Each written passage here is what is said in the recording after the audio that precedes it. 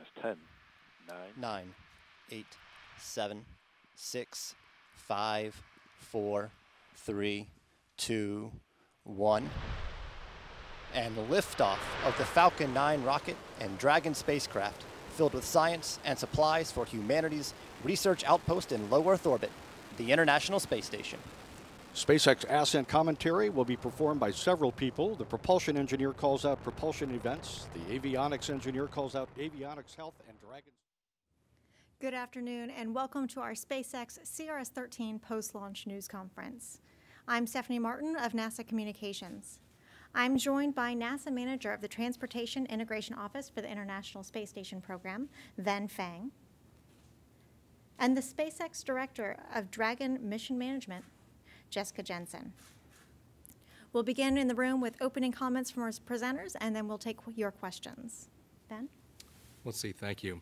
Let's see, what a spectacular launch. As a matter of fact, spectacular launch and landing on this great morning here in Florida. I must admit I had a little sense of deja vu as we sat here 6 months ago and watched the launch and landing very similar on this very same booster. So it was quite an achievement. It was very nice. Let's see. In order to get here for today on this reflown booster, our launch services team and the International Space Station Program team did very thorough assessments to get here. So I just wanted to say thank you, first of all, to our LSP team based out of here at KSC, as well as the NASA technical team that worked along with SpaceX in order to get us here for today's successful launch. Let's see, on orbit, the space station's in very good shape. The crew's ready to receive Dragon on Sunday morning, about 6 a.m. Central Time. Mark Vandehei is the prime robotics operator. Joe Akaba is the support.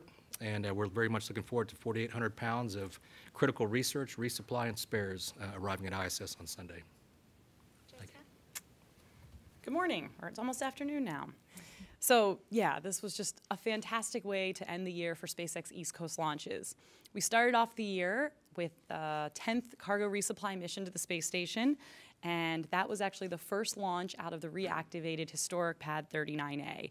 That's the same launch pad that astronauts flew to the moon on, many shuttle missions, and then we reactivated that pad. And CRS-10 was the first mission to launch off of that pad earlier this year. Then, as you all saw today, we had the newly built Pad 40, and it was great to have another CRS mission, our 4th Dragon of this year, launch off that pad for the first time on the first attempt. It's just a great day all around. I do want to give a special thanks to NASA. They were very flexible in scheduling us on with all their ISS traffic constraints and all their research and science constraints. We really want to thank them for everything you guys have done to, preserve this opportunity. And yeah, really happy we launched today. It was great.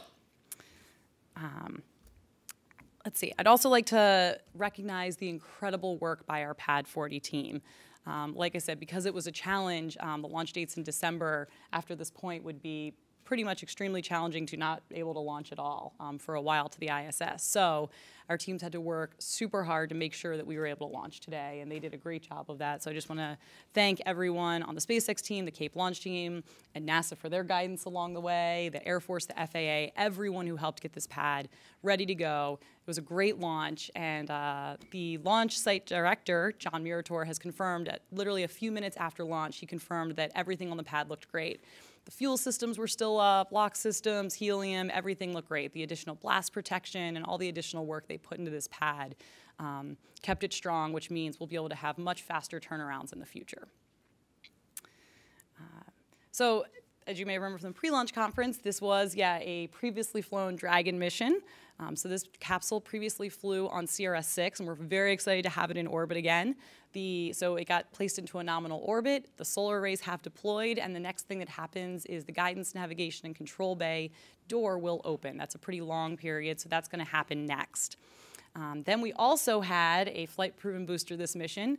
This booster supported the CRS-11 mission in June of this year. So that booster flew to space, came back, landed at Cape Canaveral Landing Zone 1, refurbished, launched today, and it landed again. I believe we have a video of that.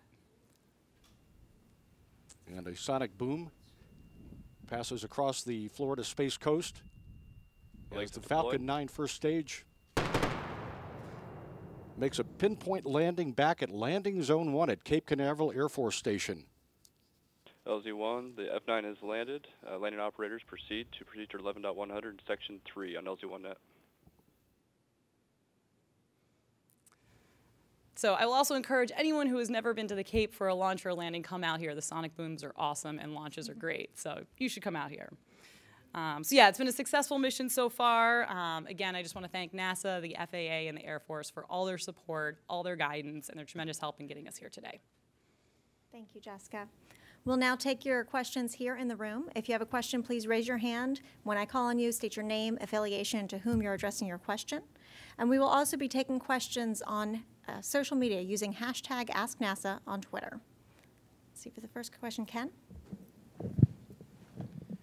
Hi, Ken Kramer, Universe Today and Space Up Close. Jessica, can you give us a preliminary run-through of how did these reused Falcon 9 and Dragon perform? And can you talk a little bit about the contamination issue with the second stage that delayed this a few days? Thanks. Sure. So the performance of both Falcon 9 and Dragon were totally nominal. There's no difference. You literally wouldn't know whether it was a brand new booster and a brand new Dragon versus previously flown. And that's the whole point of it. So yeah, every parameter that I saw in the launch control room, I think Ben saw too, is nominal. We didn't see anything odd due to these being previously flown. With regards to the issue that we saw the past few days, we did find a small amount of particulate in the second stage fuel tank. We found that out after doing inspections after our static fire testing. The good news is we were able to flush all that out and verify all of our filters were in place. We checked everything on the ground side, as well as checking all the tanks again on Falcon 9. Even though we only saw this in the second stage fuel tank, out of an abundance of caution, we checked the second stage LOX tank, as well as the first stage fuel and LOX tanks. And so we did several flushes. We wanted to take a few extra days just to be safe. So we did many extra flushes and ensured that basically our ground systems and our flight systems were all good for flight. Chris Gebhardt with NASA Spaceflight, with one for both of you. What's Dragon's nominal departure date from the ISS in January? And for Jessica, at a recent Aerospace Safety Advisory Panel meeting, there was talk about using a cargo Dragon to test out some heat shield defects to validate micrometeoroid impacts for Crew Dragon assessments. I was wondering if you could talk about what those potential defects you might put on a cargo Dragon heat shield would be, and what missions those are going to fly on. Okay. Do you want to answer the first question about return? Sure, that'll be a pretty quick one. We're currently nailing down the date, but it should be in the middle of January. We're looking at the on-orbit activities. We're looking at vehicle traffic and other activities on orbit, as well as the amount of time for the research on orbit. So it should be right around the middle of January. Yes, and with regards to demonstrations on cargo vehicles, so the way we currently work is, it's great that we have this Dragon 1 vehicle as sort of a precursor to the crew missions we're going to fly. So what we do is we work with NASA on the cargo Dragon 1 missions to say, hey, is there a certain type of hardware we can fly, or is there, pieces of either a heat shield or the thermal protection system on the side that, we should do testing on the cargo Dragon mission to get some additional flight. And so we've done that on a few different experiments with them.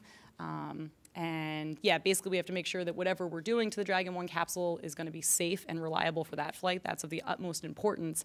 But it's also this great way to learn more about the crew vehicle before people actually fly in it. So we have a really good relationship with NASA in working through those demonstrations.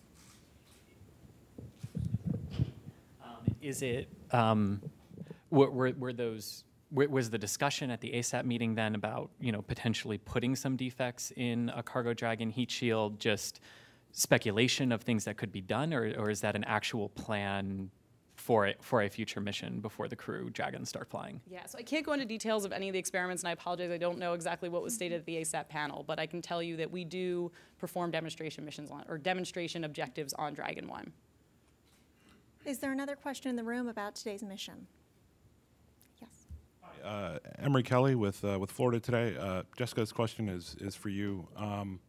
Why exactly is particulates in a second stage a bad thing? Why is it a bad thing? So launches are crazy things. So basically a million things have to go right, but any one of them can go wrong.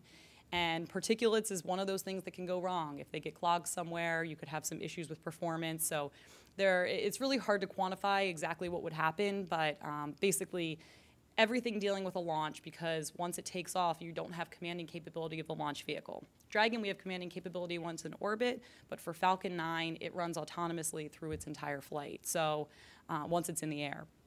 So based on that, you just want to take every precaution possible. Like I said, you want to make sure all those million things go right and that not one of them goes wrong.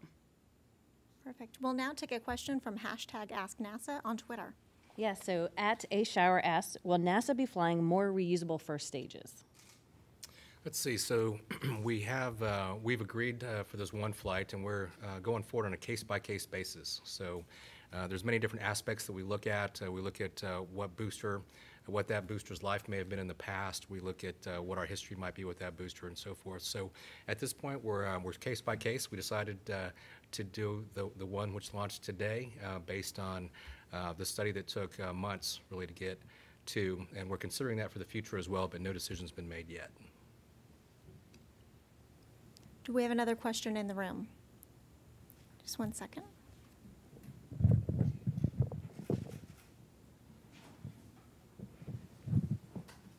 Roland Keller of Swiss Engineering Magazine and Swiss Space Association.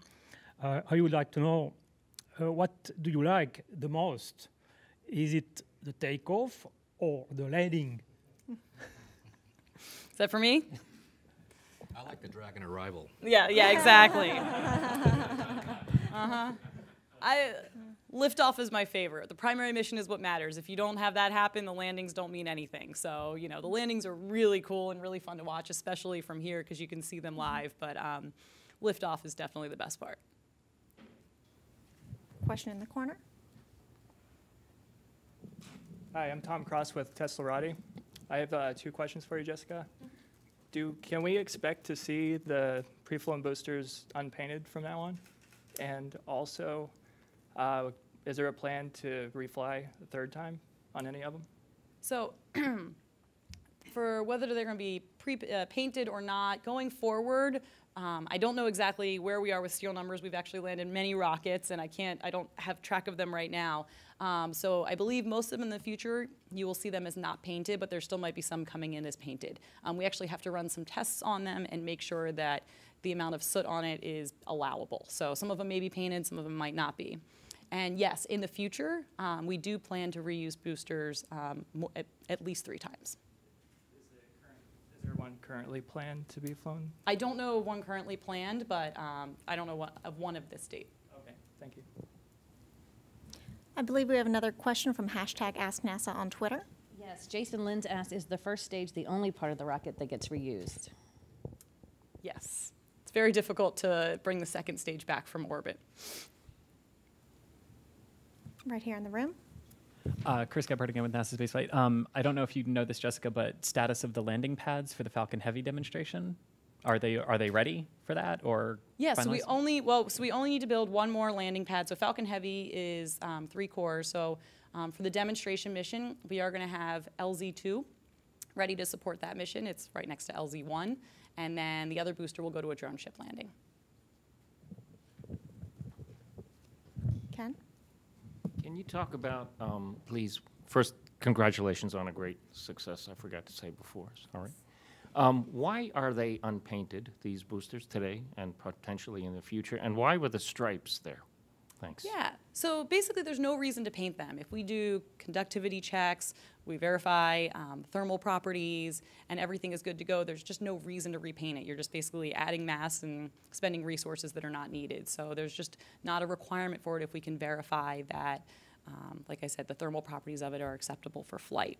And the reason that you see some marks on it is when every booster comes back, there is a certain amount of inspections we have to do. They're called non-destructive inspections. And a lot of times those happen particularly at welded joints or certain other joints. And so that's just where we've had to clean off the area to do an inspection to make sure it's good for the next flight.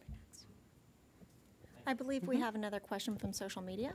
Yeah, so Chris Cormier was wondering, how many times is a Falcon 9 rocket likely to be reused? How many times? So in the future, we are going to reuse them a lot. Won't give an exact number today, but it's going to be a lot. Yeah, we're certifying for at least 10 flights and hoping for a lot more. Question in the back of the room. Bill Gellard from We Report Space. As far as fairing recovery, how many times have you got a piece of a fairing back, and will you be attempting that again for the Zuma launch? So my expertise is Dragon. I don't know which missions we do fairing recoveries for, so I can't speak on that. But I do know we have been working fairing recovery. So that's about all I know. If I speak on that, I will probably say something wrong. Do we have any more questions in the room about today's mission? I believe that will conclude our post-launch news conference for today. You can always follow more on the SpaceX CRS mission by visiting www.nasa.gov/SpaceX, and you can keep up with the exciting research on the International Space Station at www.nasa.gov/station. Thank you for joining us.